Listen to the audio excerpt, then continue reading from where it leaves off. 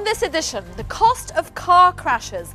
The bill for cleaning up the carnage on our roads stands at 5.8 billion dirhams in Abu Dhabi alone. For that and much more, join me inside the National. The nation awaits the biggest party of the year as it prepares for its 39th birthday. We look at where and how it all began. And we've seen it growing slowly but surely. And now the bridge that bears Sheikh Zayed's name is wide open for business.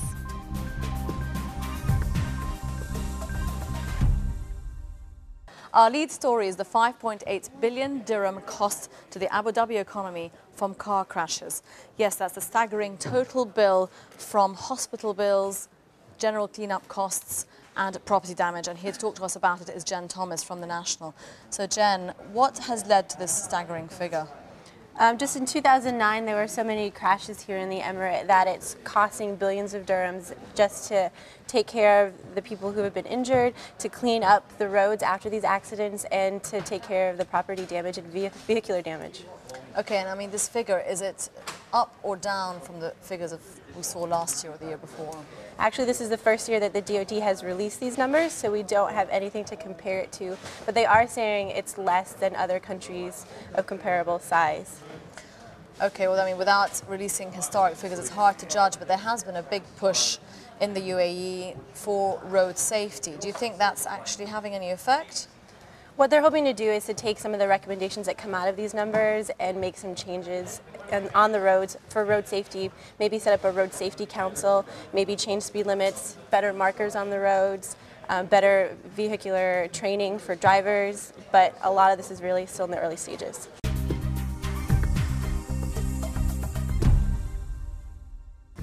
In the world of business and finance, Masdar, Abu Dhabi's clean energy company, which is building a carbon-neutral city, has cut another $2.5 billion off the project's cost, reducing the price tag to $16 billion. The most recent savings include abandoning the plan to install solar panels on the city's roofs.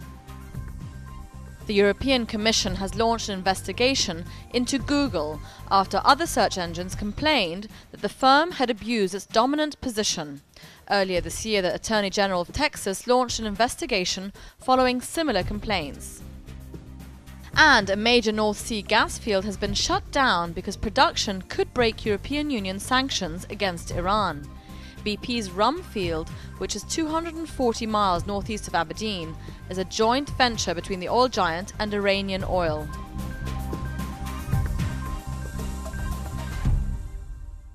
Now, you can't turn on the news today without seeing the reports of the confidential documents that have been leaked into the market by WikiLeaks. It's causing great embarrassment for governments and politicians globally. And here to talk to us about it from the National is Patrick Granfield. Thanks for joining us. Thank you very much for having me on, Dylan. So how much of a big deal is this? It's obviously headline news. What's caused this to happen? Well, I think the biggest deal is that the U.S. State Department looks as if they can't even keep their secrets secret. Diplomacy depends on a lot of these backroom conversations, a lot of these characterizations that you wouldn't necessarily have in the public record, but that you need to have between leaders of different countries in order for people to know what's going on and in order for stability to take hold. And I think the biggest loser from all of this may be global security and the fact that countries feel that they can't speak to one another, and in particularly that they can't speak to the United States, who has long been thought to be some sort of honest broker when it comes to a lot of these diplomatic snafus and situations. Okay, and why do you think this has happened now? I mean, where these leaks are coming from, no one knows, but what's caused them all to come out in the last few months? Well, I think there's a great irony that America has always been this great champion of the freedom of information and of democracy. And to a certain extent, this shows the downside of the freedom of information.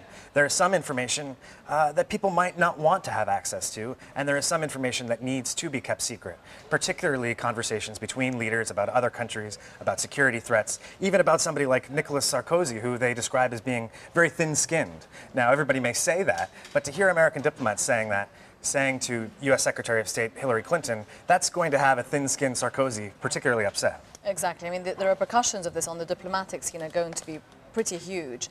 Legally, WikiLeaks as a company, have they done anything wrong? Well, It's hard to say. I think this may be uncharted territory legally. Now, Interpol, the 180 countries that are involved in Interpol, now have a warrant out for the founder of WikiLeaks. So he's going to find it very difficult to travel. But at the same time, all that WikiLeaks was doing is taking information that somebody else leaked. Now, the New York Times, the Guardian, they're taking information from WikiLeaks and putting it into the public domain. So are you going to go after all newspapers for publishing this information? Who do you go after? Nobody really knows. And that may be sort of the second part of this saga as it unfolds. Now to other foreign affairs stories. South Korea is planning to hold more military exercises with the US after its joint naval maneuvers end in the Yellow Sea on Wednesday. The exercises have sparked anger from the North and China, although the US has said they are purely defensive in nature. The new drills could start as soon as this month. Flooding and landslides unleashed by torrential rains have killed at least 21 people in Venezuela since Thursday and left another 5,600 people homeless. A state of emergency has been declared in 4 states, including the capital Caracas. Heavy rain is expected to continue for several days. And a new road has been opened to improve the journey for pilgrims to the St. George Monastery in Wadi Qilt in the West Bank. The Greek Orthodox monastery nestles on the face of a valley wall in the desert between the Dead Sea and Jerusalem, making the climb long and difficult for tourists. We'll have an open access to the convent, which is one of the most ancient convents of the Holy Land. You saw it. So this is the meaning. It will help the pilgrims to proceed. And the pilgrims have a benefit from it, and the church has a benefit of it. And the Holy Land is benefited from the coming of the pilgrims.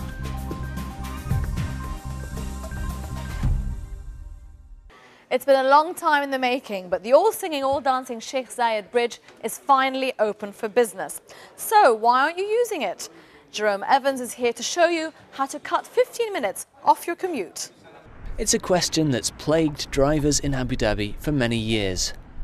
Makda or Musafir? Which bridge to use when you're trying to get off the island? Now here's something you don't see every day. It's rush hour and I'm leaving Abu Dhabi Island, but I'm positively flying along. There's no cars anywhere. And that's because I'm not on the Makda Bridge or the Musafir Bridge. I'm on the Sheikh Zayed Bridge. This iconic new structure is Abu Dhabi's latest landmark project. Designed by top Iraqi architect Zaha Hadid, it's 850 metres long and took 45,000 tonnes of steel to build. It's designed to withstand an earthquake and will last for 100 years. And Abu Dhabi municipality hopes it'll play a big part in getting the capital moving again. It's needed because the traffic is increasing and the Makda Bridge and the Musafir Bridge is taking a lot of traffic. So it was very needed to have a third crossing, and we are expecting that almost 2,000 cars in the hour will be taken out from at least Makda Bridge, and the same number maybe also will be taken from Sabah Bridge and onto the Sheikh Zayed Bridge. The new bridge connects the all-new Salam Street freeway with the Abu Dhabi to Dubai road, and commuters from Abu Dhabi Island will be able to save up to 15 minutes on their way to and from work. But this billion-dirham bridge is about more than just getting from A to B. We were looking for a unique design bridge, which will be a landmark of Abu Dhabi city, and which has a life during the day and during the night. It's not only it's a bridge; it's more of a combination of architecture, structure, and engineering. So if you want to gaze upon its architectural splendour, or just cut a few minutes from your journey time, you can get on the Sheikh Zayed Bridge from Salam Street on the island or Highway 10 on the mainland. Jerome Evans, Inside the National.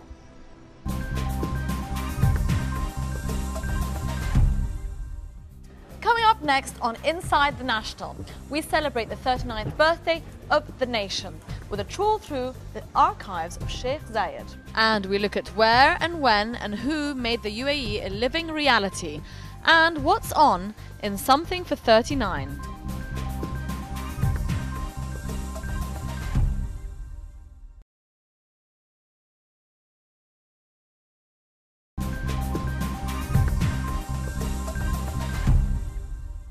Welcome back to Inside the National. We're here at the Majlis that's been set up to celebrate National Day, which is what we'll be looking at for the remainder of the programme. The multimedia team at the National have been trawling through the archives and have come up with a wonderful film on the birth of the UAE. In the late 1960s, the British announced they would soon be leaving the Arabian Gulf for good, ending treaties that had bound them to the region for more than a century. British military power had kept the Arab people of the southern Gulf secure from enemy threats. British diplomats had dictated their foreign affairs. Now, the seven emirates and their rulers would have to stand alone in an increasingly complicated and dangerous world. One man saw that to survive, the seven must become one. Sheikh Zayed bin Sultan Al Nahyan's vision of a federation of emirates was born long before the British decided to go home. But their departure was an opportunity to make the dream a reality. Some doubted it could be achieved. At the time, the Gulf Emirates were sparsely populated and poor. Most roads were desert tracks, many communities little more than coral and palm frond houses. Clean water, electricity, proper health care, and a basic education had only recently become commonplace.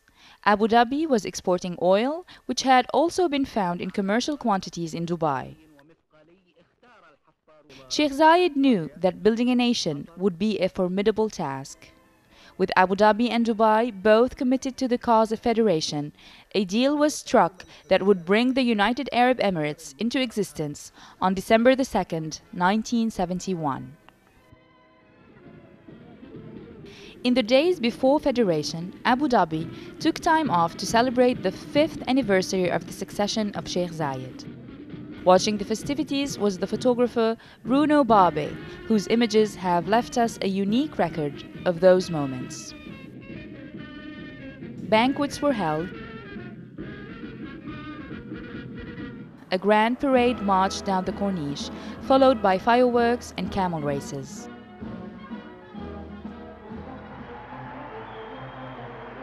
Bruno Barbe also shot the most anticipated event of all, a performance by Kulthum. The lady of Arabic song, Kulthum, arrived to a rapturous reception at Abu Dhabi airport, accompanied by her orchestra and entourage. She met with Sheikh Khalifa, the Crown Prince, then gave 2 performances for the sheikhs and thousands of fans in Abu Dhabi at a new concert hall specially built for the occasion.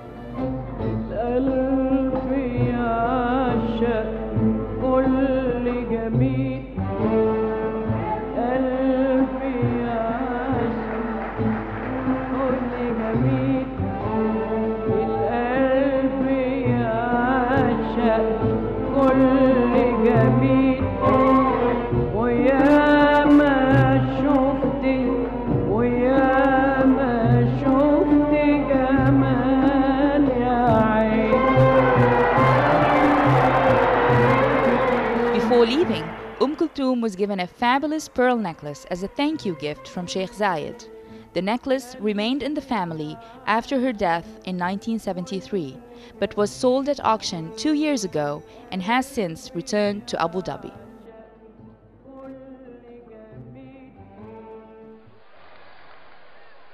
On the eve of federation, Ras Al Khaimah had not yet decided to join the Union of Arab Emirates, when Iran used military force to invade the Greater and Lesser Tomb Islands. The local population were expelled, and one of the defenders killed, prompting international protests and demonstrations on the streets. The United Arab Emirates was born on the morning of December 2nd, 1971.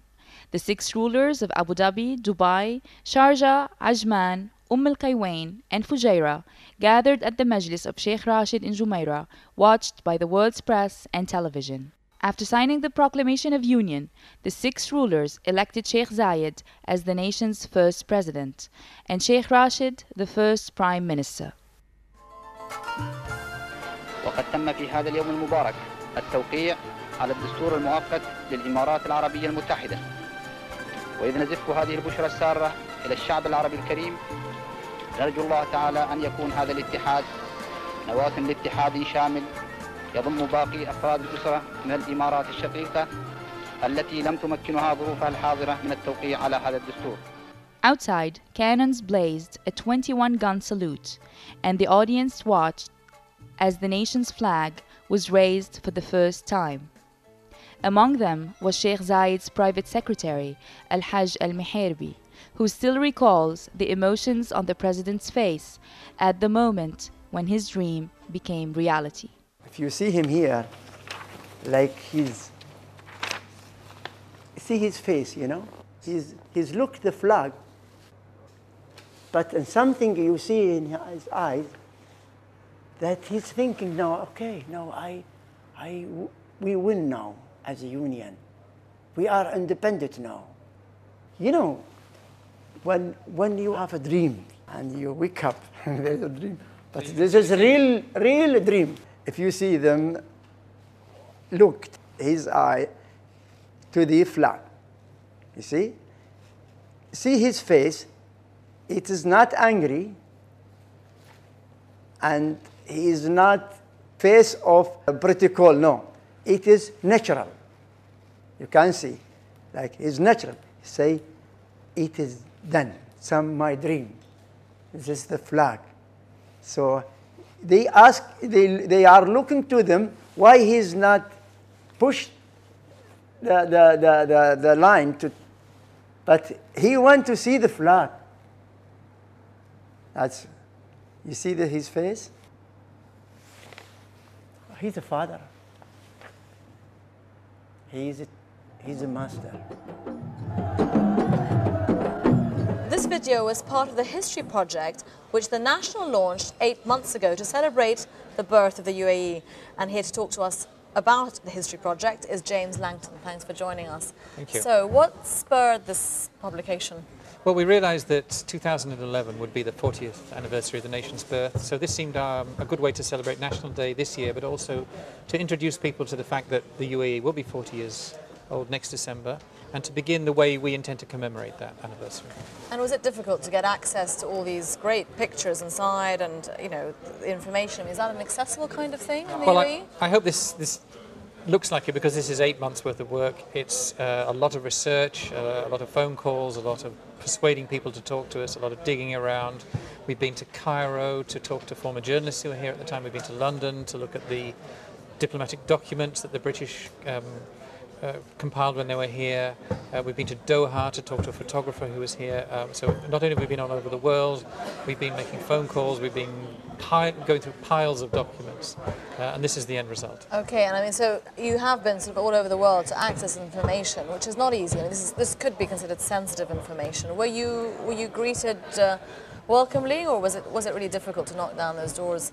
I have to say that when people understood what we were doing, they were extremely positive, extremely helpful, welcoming. There are too many people to list here, but there are so many people who made this happen. It's not just me, it's not just the journalists who are involved, it's all the people who gave their time and helped us out, and we were immensely grateful to them. Okay, and is there going to be a part 2? What's next? What's next is 2011, which is the actual year of the anniversary, and we fully intend to continue looking at all the aspects of the country's growth over the past 40 years. That slim volume you've got there represents a very small fraction of the material that we've actually gathered so far, so we hope to publish more of it in the coming months. And are you planning to televise any of this as well? Is there going to be any other medium used with all the information you've gathered? We keep finding videos. There are a lot of videos. There's a fantastic video archive here at ADMC, and we intend to use that, and hopefully you'll see more moving pictures as well as pictures on the page. Well, this is the image on the cover of the magazine, and it looks like the moment where they were about to raise the flag for the first time. Is that correct? This is the moment where the flag has been attached to the staff, and you can see Sheikh Zayed there. You can see the Dubai military man getting ready. There's this wonderful quote. We tracked down Sheikh Zayed's private secretary, who was standing in the crowd, and he's describing this moment where everything seems to almost pause. And Sheikh Zayed is looking at the flag, and they're waiting for him to give the signal to raise it up. And he says that you could see in the new president's eyes that here was distilled everything he had worked so hard for, everything he had hoped for. His dream has become reality. And if you go to our website, you'll see him recounting this. It's extremely moving. Okay, and I'm just flicking through the magazine. There's a few more here of him giving the salute. That's, I think, his son behind him, Sheikh Khalifa. What's interesting about these photos is they've never been seen before. They've been literally hidden away for 39 years. They were taken by a photographer working for Magnum, who came here to do a pictorial essay about what was there in Abu Dhabi and Dubai rather than the Emirates. And he was here for the 5th anniversary of Sheikh Zayed's accession and captured these wonderful events that took place. This is Sheikh Zayed here taking the salute. This is a parade here of the Abu Dhabi Defence Force. This is one of the senior officers, a British officer in the Defence Force. But the great thing about these photos is that no one's ever seen them before. We didn't know they existed. We knew about this occasion. We didn't know that anyone had captured it. And here they are, these fantastic photos.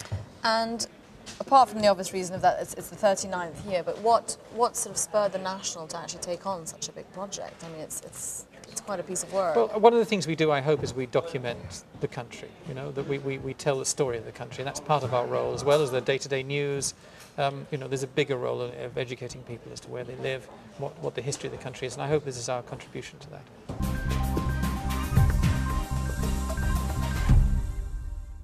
And now Jocelyn Massad is up next to guide you through all the National Day celebrations with something for 39. Well, as you can see, I've come over with national fervor. I'm all painted up, and everything I'm wearing are in the colors of the UAE national flag. But you're gonna have to take my word for that.